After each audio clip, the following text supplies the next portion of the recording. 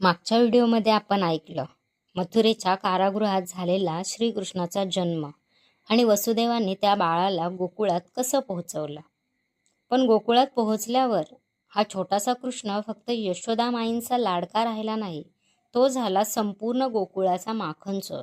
पण कृष्णाला माखनचोर का म्हणतात? लोणी चोरण्यासाठी गोपिका मडकी उंच का बांधायच्या?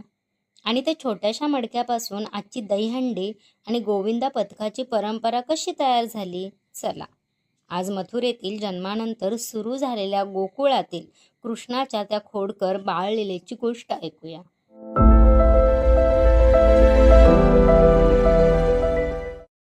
मथुरेत जन्मलेला कृष्ण गोकुळात नंदबाबा आणि यशोदा माईंच्या प्रेमात वाढू लागला. गोकुळाचं जीवन अगदी साधं होतं. गाई, वासरं, दूध, दही, लोणी आणि या सगळ्यांच्या मध्ये सतत धावणारा छोटासा कान्हा. कृष्णाची बाळलीला म्हणजे गोकुळासाठी रोजचा एक नवीन किस्सा. पण त्यातली सर्वात प्रसिद्ध लीला होती माखन चोरी. गोकुळातील घराघरात गोपिका दूध दही घुसलून लोणी काढायच्या आणि कृष्णाला लोणी फारच आवडायचं. पण कृष्ण फक्त स्वतःसाठी लोणी खायचा असं नाही, तो आपल्या सवंगड्यांनाही त्यात सहभागी करायचा.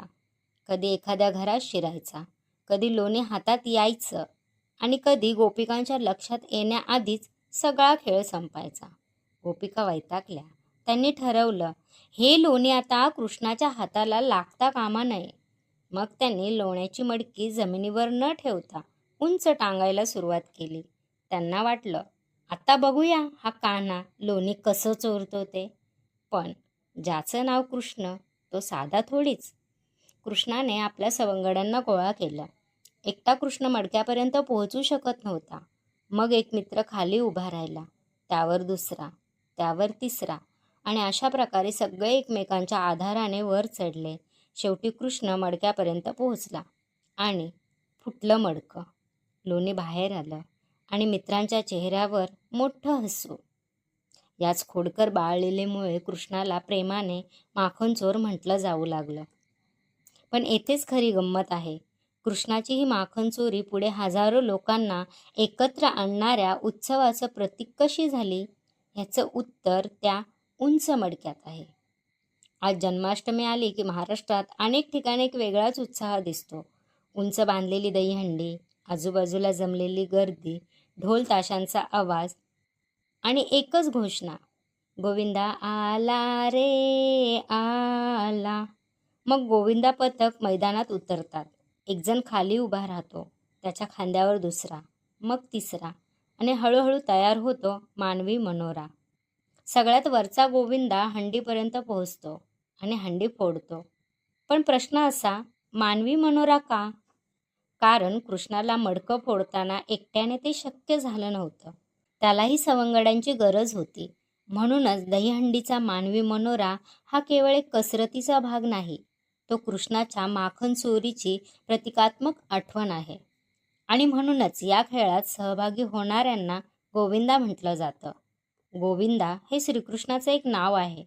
म्हणून कृष्णाच्या लीलेची आठवण ठेवत हंडी फोडणाऱ्या समूहांना पुढे गोविंदा पथक म्हणून ओळख मिळाली. महाराष्ट्रात दहीहंडीला विशेषतः मोठं सार्वजनिक आणि सांस्कृतिक रूप मिळालं. मुंबई, ठाणे आणि आसपासच्या भागात तर दहीहंडी म्हणजे एक मोठा सामूहिक उत्साहच. पण याची सुरुवात एका व्यक्तीने केली किंवा एका ठराविक वर्षी झाली असं निश्चितपणे सांगता येत नाही. ही परंपरा कृष्णाच्या माखन चोरीच्या धार्मिक कथेशी जोडलेल्या लोकपरंपरेतून विकसित होत गेली आणि कालांतराने महाराष्ट्रात तिला मोठ्या सार्वजनिक उत्सवाचं रूप मिळालं.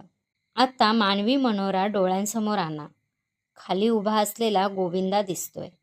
तो सर्वात वर नाही, पण त्याच्याशिवाय वरचा गोविंदा तिथपर्यंत पोहोचूच शकत नाही. मधला गोविंदा, त्याच्यावरही कुणीतरी विश्वास ठेवलेला असतो आणि सर्वात वरचा, त्याच्यावर सगळ्यांचा विश्वास असतो. म्हणून दहीहंडीचा खरा विजय फक्त हंडी फोडणाऱ्याचा नसतो, तो पूर्ण पथकाचा असतो. हीच या परंपरेची सर्वात सुंदर गोष्ट आहे. आपल्या आयुष्यातही असंच होतं ना? आपण एखाद्या यशाच्या अगदी वरच्या टप्प्यावर पोहोचतो, तेव्हा आपल्याला फक्त स्वतःचीच मेहनत आठवते. पण विचार केला तर आपल्याला खाली उभं राहून आधार देणारी कितीतरी माणसं असतात. आई, वडील, भाऊ, बहीण, मित्र, कधी शिक्षक, कधी एखादा सहकारी. आपण वर पोहोचतो कारण कुणीतरी खाली खंबीरपणे उभं असतं. दहीहंडी हेच आपल्याला आठवण करून देते. आणि कृष्णाच्या माखन चोरीतला अजून एक सुंदर अर्थ आहे. कृष्णाने लोणी स्वतःजवळ ठेवून घेतलं नाही, तो आपल्या सवंगड्यांसोबत वाटून घ्यायचा. म्हणून ही लीला केवळ खोडकरपणाची नाही, ती आनंद वाटण्याची देखील आहे. कृष्णाला माखनचोर म्हटलं, पण त्या माखनचोरीतून त्याने गोकुळाच्या मनात प्रेम निर्माण केलं. म्हणूनच आजही जन्माष्टमीला जेव्हा दहीहंडी फुटते तेव्हा फक्त मडकं फुटत नाही, लोकांमधला आनंद बाहेर येतो. कधीकधी आपल्या आयुष्यातही एखादी हंडी खूप उंच वाटते, ध्येय मोठं असतं, परिस्थिती कठीण असते आणि आपल्याला वाटतं हे माझ्याने होणार नाही. तेव्हा कृष्णाची ही बाळलीला आठवावी. एकट्याने वर जाण्याचा हट्ट करू नका, योग्य माणसांना सोबत घ्या. कुणाला आधाराची गरज असेल तर त्याला आधार द्या आणि स्वतःला कुणाच्या आधाराची गरज असेल तर तो स्वीकारायलाही शिका. कारण हंडी एकजण फोडतो, पण ती फोडण्याची ताकद संपूर्ण पथकाची असते. आणि कदाचित म्हणूनच कृष्णाची माखन चोरी आजही आपल्याला एवढी जवळची वाटते, कारण त्या छोट्याशा लोण्याच्या मडक्यात मैत्री आहे, खोडकरपणा आहे, आनंद आहे आणि सगळ्यात महत्त्वाचं म्हणजे एकजूट आहे. आणि म्हणूनच आजच्या रांगोळीत श्रीकृष्णाच्या माखन चोरीची हीच आनंदी आठवण जपली आहे. मध्यभागी दिसणारी माखनाची हंडी म्हणजे कृष्णाची बाळलीला, तर तिच्याभोवती सजावट गोकुळातील उत्सव आणि आनंदाची भावना सांगते. आणि संपूर्ण रचनेचा उत्सवी भाव आपल्याला एकच गोष्ट आठवण करून देतो, एकत्र राहिलो, एकमेकांना आधार दिला तर कोणतीही हंडी आपल्यासाठी फार उंच नाही. तुम्हाला या रांगोळीमागची कथा आणि संदेश आवडला असेल तर व्हिडिओला लाईक करा. तुमचे विचार आणि अनुभव कमेंटमध्ये नक्की शेअर करा. आणि अशा सुंदर, सुबक, मनमोहक रांगोळ्या, प्रेरणादायी कथा आणि सकारात्मक संदेशांसाठी आपल्या चॅनलला सबस्क्राईब करायला विसरू नका. चला तर मग पुन्हा भेटूया एका नव्या रांगोळीसोबत. तोपर्यंत नमस्कार.